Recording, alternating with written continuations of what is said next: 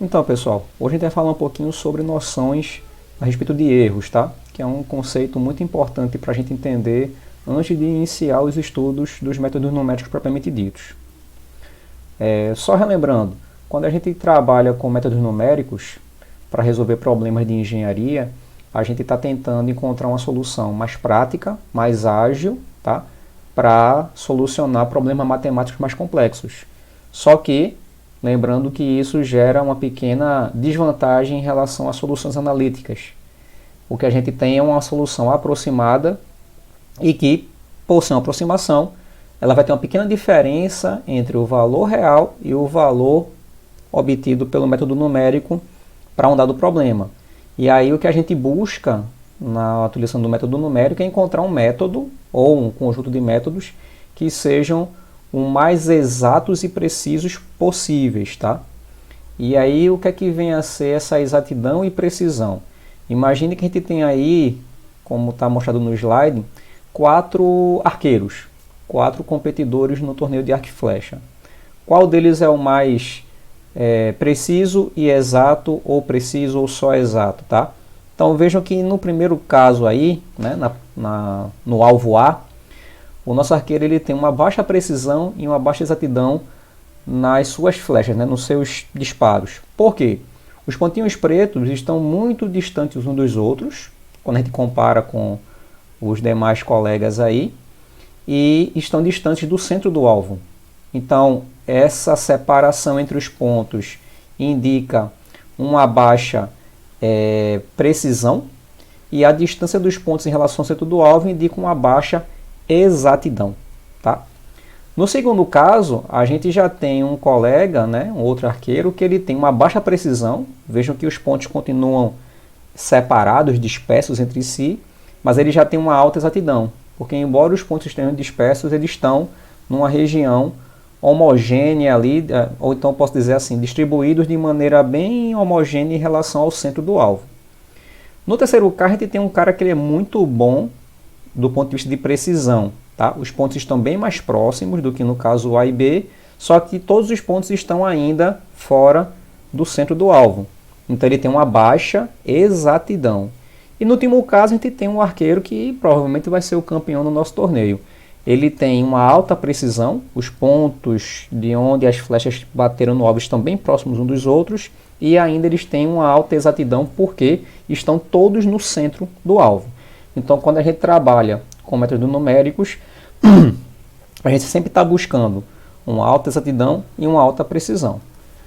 Qual é o problema? O problema é que, pensando na nossa solução como uma balança, para eu ter um método com uma alta exatidão e uma alta precisão, muito provavelmente esse método vai demandar uma quantidade maior de cálculos a serem realizados. Consequência disso, se a gente não tiver um recurso computacional adequado, esse cálculo ele vai ser mais lento. Então eu perco em tempo de resposta para ter um cálculo com maior exatidão e precisão. Como é que eu contorno isso? Colocando mais recurso computacional, e aí eu vou ter um gasto maior. Então, se eu não investir em recurso computacional, eu perco em tempo. Para poder ter uma recuperação no tempo de resposta, eu vou ter um gasto maior, tá? Então, sempre tem uma balança aí para tentar alcançar uma condição ótima. Agora, se por outro lado eu não tenho tanto recurso e eu quero um método mais rápido, eu posso até fazer uso de métodos mais simples, que dão uma resposta mais rápida, mas muito provavelmente eles vão ser métodos menos precisos e ou menos exatos, tá? Agora, para cada tipo de problema, essa precisão e exatidão ela tem uma pequena tolerância aceitável, tá? Alguns problemas têm uma tolerância maior, outros menor, e aí você tem que conhecer exatamente do seu problema para saber que método mais adequado você vai utilizar para resolver o teu problema matemático. Mas, via de regra, você tem que pensar na exatidão e precisão dos teus métodos, certo? E aí, antes da gente começar a falar de erros em relação aos métodos numéricos, a gente tem que definir de uma maneira bem geral o que é um erro. Então, o erro, na sua essência, ele é a diferença entre um valor verdadeiro de alguma variável que está representando o teu problema e o valor obtido a partir de uma estimativa, que seria uma aproximação. Quer dizer, eu não tenho um valor exato, eu tenho um valor próximo, um valor aproximado. Então a diferença entre o valor verdadeiro e o valor aproximado é o nosso erro, certo? Quanto mais próximo for o valor estimado, a aproximação do valor verdadeiro, menor é o nosso erro. Quanto mais distante, maior o erro, tá? Quando a gente fala em cálculos, né, a gente vai trabalhar com dois tipos de erro, tá? Gerais. O erro verdadeiro, que é quando a gente compara a nossa estimativa calculada em relação a um valor real, e tem um erro aproximado, que é quando a gente não tem um valor real exatamente puro, mas a gente tem um valor indireto que representa aquele valor real, tá certo? Então o valor verdadeiro é um valor obtido do mundo real, e aí para a gente calcular a diferença desse valor para uma aproximação, a gente estima o erro verdadeiro. Se o que representa o valor do mundo real for um valor indireto, obtido indiretamente, a gente vai ter o nosso erro aproximado, tá? Uma outra coisa que é importante é que muitas vezes o erro absoluto, como a gente está demonstrando aqui, ó, ele não é representativo do nosso problema, ou seja, ele não consegue estabelecer o quão grande ou pequeno é o erro para um dado problema. Explicar isso de maneira mais simples. Imagine que a gente tem uma fita métrica e a gente vai fazer duas medidas distintas. A medida de uma ponte de 10 metros e a medida de uma mesa de 1 metro, certo? Pega a mesma fita métrica, faz as medições e aí no primeiro caso da ponte, ao invés de medir 10 metros, ou seja, 1000 centímetros, a gente mede 999 centímetros. Qual é o meu erro? 1000 menos 999 dá 1 centímetro. No segundo caso, eu vou medir minha mesa. Quando eu faço a medição dá 99 centímetros. 100 centímetros menos 99, 1 centímetro. Do ponto de vista de erro puro, né, o erro verdadeiro, eu tenho o mesmo erro nos dois casos, 1 centímetro. Só que qual é o grande problema? Será que um erro de 1 centímetro tem a mesma magnitude de importância para os dois casos? Não. Se você pega a medição da tua mesa, 1 centímetro em relação à medida real de 100 centímetros, isso é um erro de 1% na tua medida, na tua estimativa. E 1 centímetro para 1000 centímetros, que é o tamanho da tua ponte, isso dá um erro da ordem de 0,1%. Então, 1 centímetro, dependendo da situação, nesse caso aqui da gente, ele representa um erro maior ou menor. E veja que a diferença em magnitude aí são 10 vezes, né? O erro para medir a ponte é 10 vezes menor do ponto de vista percentual do que o erro para medir a nossa mesa, tá? Para eliminar esse tipo de discrepância entre poder fazer comparações corretas, a gente faz uso do chamado erro relativo, certo?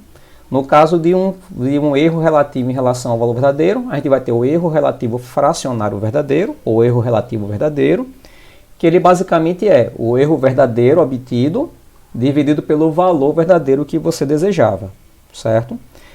Como na prática a gente faz comparações de erros na escala percentual, né, numa representação percentual, a gente pode calcular isso através do chamado erro relativo verdadeiro percentual, que é essa equação aí mais abaixo, tá?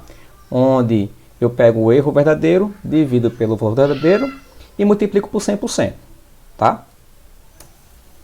Um outro problema muito comum, como eu falei, é que às vezes a gente não tem acesso ao valor verdadeiro da nossa variável para poder calcular o erro ou fazer uma estimativa, certo? E verificar o quão preciso e exato é o nosso método numérico. Exemplo, digamos que a gente vai medir a temperatura de um motor. Independente do método de medição, tá? Os métodos mais comuns, eles não são uma medida absoluta, tá? É uma medida indireta. Então, o que é que eu estou fazendo? Eu posso pegar, por exemplo, um termopar e medir a temperatura do motor. A temperatura que o termopar me fornece é a verdadeira temperatura do motor? Não. Ele é uma interpretação, uma representação indireta da leitura do termopar, que gera um sinal elétrico, ele é lido por um equipamento eletrônico e me dá o valor, que seria uma relação do sinal elétrico com o valor real de temperatura, tá? Na hora que eu faço isso, eu não tenho um valor real de temperatura e sim um valor aproximado, tá? Então é uma medida indireta. Isso é importante entender porque uma coisa que a gente tem que sempre estar atento, principalmente na área de medições, né, nas engenharias em geral, é que todo instrumento de medição ele tem uma incerteza atrelada à sua medida. E é por isso que esses equipamentos devem ser utilizados sempre com o certificado de calibração em dia, tá? Para poder minimizar a incerteza dessas medições. Voltando, então se eu tenho um valor aproximado ao invés de um valor real, o meu erro agora não vai ser um erro verdadeiro, e sim um erro aproximado. As equações são basicamente as mesmas, tá? Como por exemplo, um erro aproximado relativo percentual vai ser o meu erro aproximado dividido pela aproximação, que é o valor indireto, tá? Vezes 100%. É a mesma coisa. Agora, o que é interessante no erro aproximado? Quando a gente for trabalhar com os nossos métodos numéricos, vocês vão perceber que a maioria dos métodos ele trabalha de maneira iterativa. Então, a gente repete uma sequência de cálculos várias vezes e para cada etapa a gente faz uma estimativa de erro. Só que como é que eu vou medir o erro se eu não tenho o valor verdadeiro? Para saber se um método está bom ou se não está, se eu posso já parar de realizar os cálculos, a gente utiliza o conceito de erro aproximado para fazer o seguinte: eu fiz o cálculo numa etapa anterior e realizei agora a próxima etapa de cálculo, a próxima iteração, nesse momento. Então eu tenho dois valores de aproximação calculados: a aproximação prévia, como está aí na equação abaixo, e a aproximação atual. Então se eu faço aproximação atual menos aproximação prévia, divido pela aproximação atual e multiplico por 100%, eu vou ter um erro relativo, um erro aproximado relativo percentual, que me diz o quê? Se para cada iteração esse valor for diminuindo, o meu método está convergindo para um valor de alta precisão e alta exatidão. Se o meu erro tende a aumentar, eu não estou convergindo, eu estou numa tendência de divergência do método. E se o erro praticamente não muda, eu cheguei num ponto de estabilidade dos cálculos. Então isso é importante até para a gente definir quando parar com nossos cálculos, tá bom? Olhando mais uma vez para essa equação, o que é que a gente tem que tomar cuidado? Percebam que, num dado momento, pode ser que a aproximação prévia calculada ela seja maior do que a aproximação atual. E aí qual é o problema? O meu erro percentual aí, ele vai estar com um valor negativo. Se esses valores oscilam, ora fica positivo, ora fica negativo, ora fica positivo, ora fica negativo. Isso é ruim para a gente interpretar essa questão da convergência do método. O que é que a gente faz então, na prática? A gente calcula o módulo desta divisão. Então a gente calcula o módulo da diferença da aproximação atual menos a aproximação prévia, dividido pela aproximação atual, e aí o meu erro aproximado percentual, ele passa a ser absoluto, né? Ele não fica variando de positivo para negativo, então eu consigo analisar a convergência de maneira mais simplificada, tá bom? Uma outra coisa que é importante quando a gente fala de erro em método numérico é o seguinte: qual é o erro aceitável para definir que eu tenho que parar de fazer meus cálculos, né? De repetir uma sequência de cálculos. Se você conhecer o seu problema, ótimo. Você pode definir empiricamente, a partir do conhecimento que você tem lá, do que você quer resolver, o teu erro mínimo aceitável, tá? Qualquer valor de erro calculado abaixo desse critério, você para de calcular, de utilizar o teu método numérico, certo? Agora, se você não tem noção de qual é um erro aceitável, a gente pode fazer uso dessa equação abaixo aí, tá bom? Que é uma equação de estimativa inicial de um erro aceitável. O que é que ela usa como critério para definir um erro mínimo aceitável? O número de algarismos significativos que você quer na sua resposta. Quanto maior o número de algarismos significativos, tá? espera-se que você tenha um erro percentual cada vez menor. E é isso que a equação define. Ó. Na hora que eu faço 0,5 vezes 10 elevado a 2 menos n, esse n aqui é exatamente o número de algarismos significativos que eu quero na minha resposta. Quanto maior esse valor, menor vai ser essa estimativa de erro aceitável que eu vou poder trabalhar. Tá bom? Então, se eu desconheço um critério de parada, de tolerância de erro do meu problema, eu posso fazer uso dessa equação. E aí, quais são os erros mais importantes para trabalhar com métodos numéricos? A gente pode separar o conjunto de erros em dois grandes grupos, os chamados erros de truncamento e os erros de arredondamento. O primeiro é um grupo relativo ao modelo matemático, então tem a ver com a representação matemática do teu problema, tá? E o segundo tem a ver com a representação computacional dos valores que você calcula nos teus métodos, certo? Então, no primeiro caso, independente do computador que você utilizar, a calculadora, você pode ter a figura do erro de truncamento. Na verdade, você vai ter, mas ele pode ter uma magnitude maior ou menor. No segundo caso, esse erro de arredondamento, a princípio, ele independe do teu modelo matemático. O que vai gerar um erro maior ou menor é, por exemplo, quanto de memória você vai utilizar no teu computador para armazenar cada valor calculado dentro do teu método. E isso é chamado erro de arredondamento. Nas próximas aulas a gente vai discutir com mais detalhe cada um desses erros. Tá ok?